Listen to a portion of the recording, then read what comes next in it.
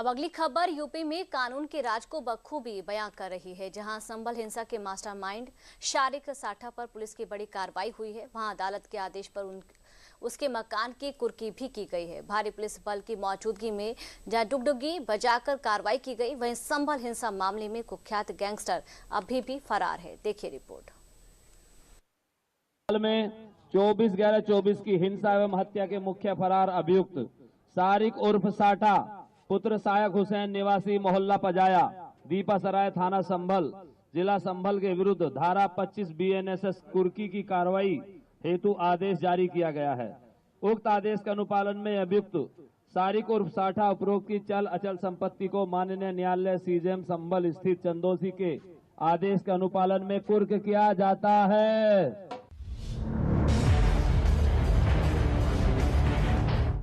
ये नया उत्तर प्रदेश है, जहां अपराध की कोई मियाद नहीं, जहां माफिया का कोई मायाजाल नहीं, जहां जीरो टॉलरेंस सिर्फ नारा नहीं बल्कि जमीन पर दिखाई देने वाली सख्त हकीकत है। अपराध की जड़ें चाहे दुबई की धरती में ही क्यों ना फैली हों, योगी सरकार में इंसाफ का हाथ उसे उखाड़ फेंकने में कोई कोर कसर नहीं छोड़ता है। संभल की गलियों में आज सन्नाटा पसरा है, लेकिन उस सन्नाटे के पीछे कानून की गूंज है। जिस शख्स ने यूपी के संभल की फिजाओं में नफरत का जहर घोला था, जो दुबई में बैठकर यूपी में आग लगवाता था, आज उस मोस्ट वांटेड गैंगस्टर शारिक साठा के नाम की इमारत पर कानून ने ताला जड़ दिया है।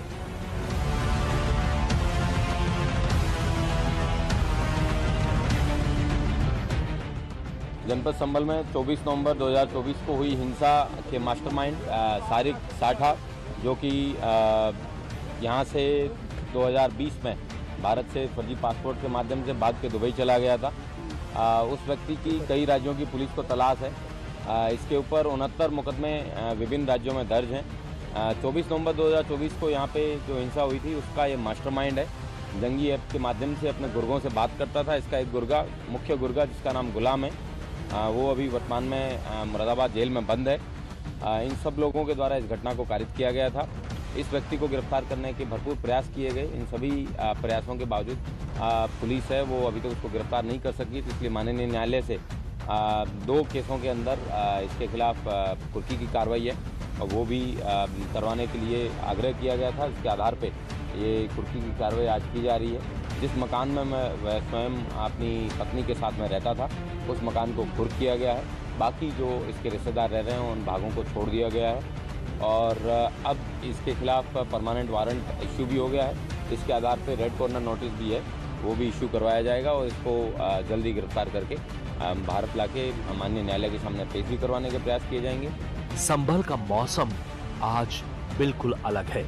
जिस शहर ने हाल के महीनों में हिंसा, डर और साजिश की आग झेली, आज उसी शहर में कानून की कार्रवाई की गूंज सुनाई दे रही है। दुबई में छुपे मोस्ट वांटेड गैंगस्टर और संभल हिंसा के मास्टरमाइंड शारिक साठा के घर पर पुलिस ने कुर्की की कार्रवाई कर दी है। यानी ये सिर्फ एक मकान की कुर्की नहीं है, बल्कि उस पूरे आपराधिक नेटवर्क पर सीधा वार है जिसने संभल को दहलाने की कोशिश की थी। अब एक नजर शारिक के क्राइम कुंडली पर भी डाल लेते हैं। शारिक साठा दुबई में बैठकर हिंसा की साजिश रचता था। शारिक साठा 2020 में जाली पासपोर्ट से फरार हुआ था। 24 नवंबर 2024 को संभल में हुई हिंसा के दौरान 4 युवकों की हत्या और हथियार सप्लाई में उसका नाम मुख्य रूप से सामने आया था। इंटरपोल के रेड कॉर्नर नोटिस और बार बार कोर्ट की अवहेलना के बाद अब पुलिस ने अदालत के आदेश पर इस बड़ी कार्रवाई को अंजाम दिया है।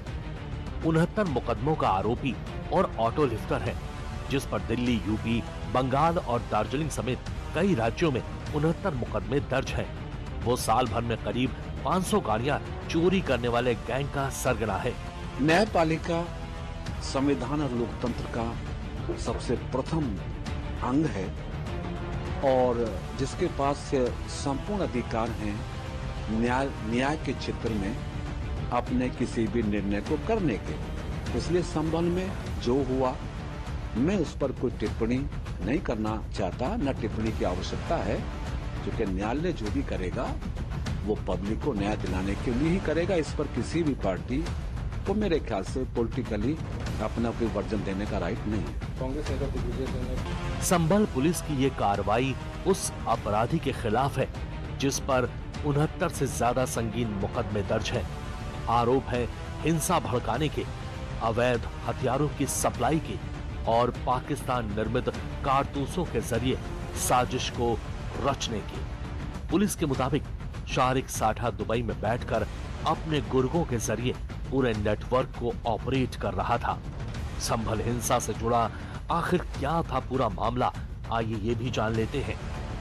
24 नवंबर सन 2024 को संभल में जामा मस्जिद के सर्वे के दौरान हिंसा भड़की थी। इस घटना में पथराव, फायरिंग और आगजनी जैसी वारदातें हुई थी। हिंसा में 4 लोगों की मौत हुई और कई गाड़ियां फूंक दी गई थी। इसमें एसपी कृष्ण कुमार बिश्नोई और सीओ अनुज चौधरी सहित 29 पुलिसकर्मी घायल हुए थे। हिंसा के बाद राज्य सरकार ने 3 सदस्यीय न्यायिक आयोग का गठन किया था, जिसमें इलाहाबाद हाई कोर्ट के रिटायर्ड जज देवेंद्र अरोड़ा, पूर्व डीजीपी AK जैन और रिटायर्ड IAS अमित मोहन प्रसाद शामिल हैं। शारिक साठा पर दर्ज 69 मुकदमों की सूची खुद उसकी आपराधिक मानसिकता की गवाही दे रही है। इन मामलों में हत्या की कोशिश, आर्म्ड एक्ट, गैंगस्टर एक्ट, दंगा भड़काने, अवैध हथियार रखने और तस्करी जैसे गंभीर आरोप शामिल हैं। इस मामलों के बावजूद साठा कानून से बचता रहा। कभी गवाह मुकर गए तो कभी सबूत कमजोर पड़ गए, लेकिन संभल हिंसा के बाद पुलिस ने उसकी गतिविधियों पर शिकंजा कसना शुरू किया और एक एक कड़ी जोड़ते हुए उसे गैंगस्टर एक्ट के तहत बड़ा झटका दिया है, जो आगे भी चलता रहेगा। इसके आधार पर रेड कॉर्नर नोटिस भी है, वो भी इश्यू करवाया जाएगा और इसको जल्दी गिरफ्तार करके भारत लाके माननीय न्यायालय के सामने पेश भी करवाने के प्रयास किए जाएंगे। और बाकी इनके ऊपर जो मुकदमे हैं उनमें ट्रायल इन एब्सेंशिया, मतलब इसकी मौजूदगी नहीं होने के बावजूद इन सभी मुकदमों के अंदर जो ट्रायल है वो जारी रहेगा और इसको ट्रायल इन एब्सेंशिया में इसको सजा भी सुनवाई जा सकती है। उसके लिए प्रभावी पैरवी जनपद पुलिस के द्वारा की जा रही है। संभल पुलिस ने शारिक साठा के घर को कुर्क करके ये साफ कर दिया है कि अपराध करके विदेश भाग जाना अब बचाव का रास्ता नहीं रहा। कुर्की की ये कार्रवाई गैंगस्टर एक्ट के तहत की गई है, जिसके जरिए अपराध से अर्जित संपत्तियों को जब्त किया जाता है। संभल पुलिस का कहना है कि शारिक साठा के खिलाफ कार्रवाई यही नहीं रुकेगी, उसके अन्य ठिकानों, संपत्तियों और बैंक खातों की भी जांच की जा रही है। पुलिस ये भी पता लगाने में जुटी है कि दुबई में बैठकर उसे कौन मदद कर रहा था और भारत में उसका नेटवर्क किन किन लोगों तक फैला हुआ था। शारिक उर्फ साठा उपरोक्त की चल अचल संपत्ति को माननीय न्यायालय CJM संभल स्थित चंदोसी के आदेश के अनुपालन में कुर्क किया जाता है।